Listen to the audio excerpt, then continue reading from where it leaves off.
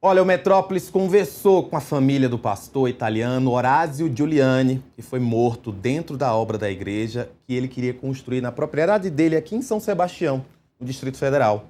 E eles trouxeram revelações que deixaram o crime ainda mais assustador. A Letícia Araújo tem os detalhes. Boa tarde, Letícia.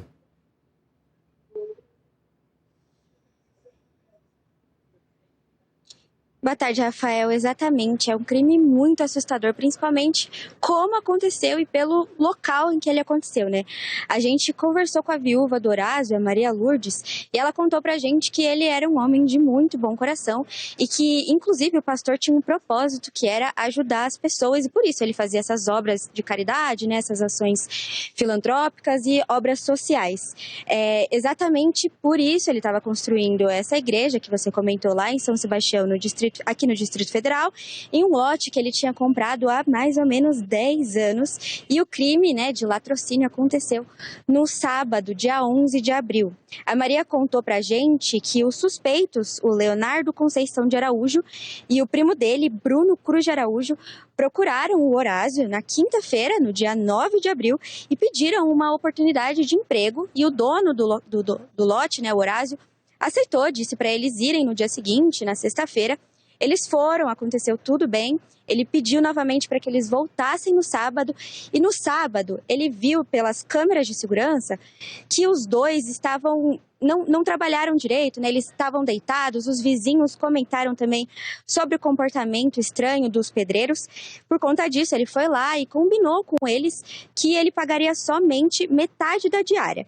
Acontece que foi chegando o horário dele voltar para casa, né? Entre 6h30 e 7 horas da noite.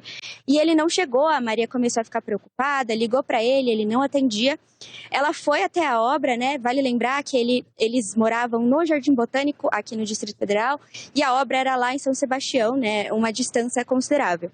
Ela foi até a obra por volta das 9h12 e encontrou um rastro de sangue. Ela disse que viu pelas câmeras de segurança que os suspeitos saíram junto com a vítima às 8h57. Ela falou que, inclusive, foi um livramento para ela, né? Que se ela tivesse chegado mais cedo, ela poderia também ser uma vítima. Ela disse que o rastro de sangue que ela viu, ela pensou que seria um machucado do Horácio, mas que, infelizmente, não foi isso que aconteceu, né?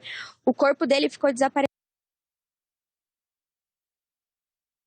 A gente perdeu o contato com a Letícia, mas eu te digo o seguinte, no Metrópolis.com a gente está fazendo uma cobertura completa sobre esse caso do Horácio, esse caso que tem deixado o Distrito Federal realmente assustado pela gravidade, pela maldade com o que fizeram com ele. Então também te convido a entrar no Metrópolis.com e também aqui no nosso portal. Se tivesse que a Letícia ainda está ao lado. Letícia, você me escuta? Temos a Letícia de volta para conversar conosco? Tá.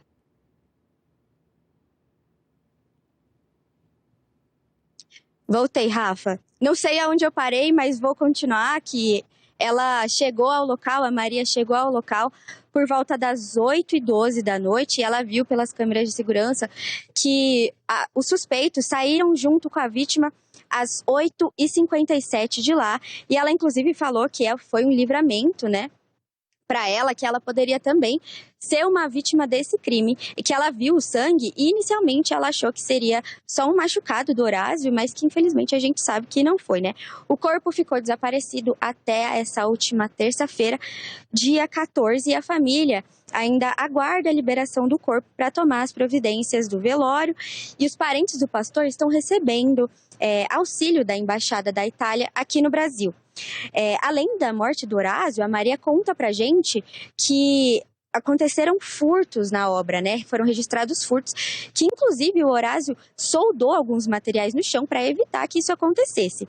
E ela contou também que o pedreiro anterior a esses dois suspeitos usava tornozeleira eletrônica.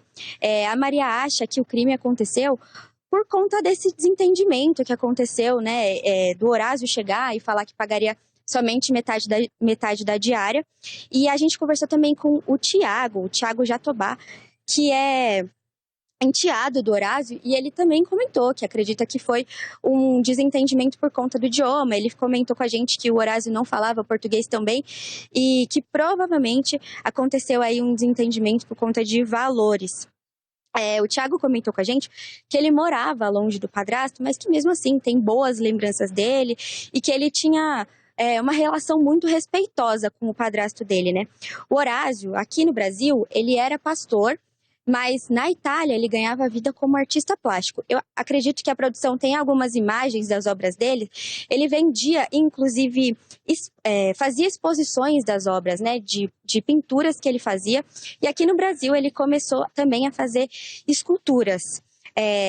A família diz que ele gostava muito do Brasil, que ele inclusive queria morar um tempo da sua vida em Sergipe e que ele comentou um dia com o filho, que fica lá na Itália, que quando ele morresse, que ele queria ser enterrado aqui no Brasil. E infelizmente ele morreu dessa forma trágica, né? A Polícia Civil do Distrito Federal segue acompanhando esse caso, segue investigando esse caso e a gente segue acompanhando por aqui para trazer mais detalhes. Muito obrigado, Letícia. Olha,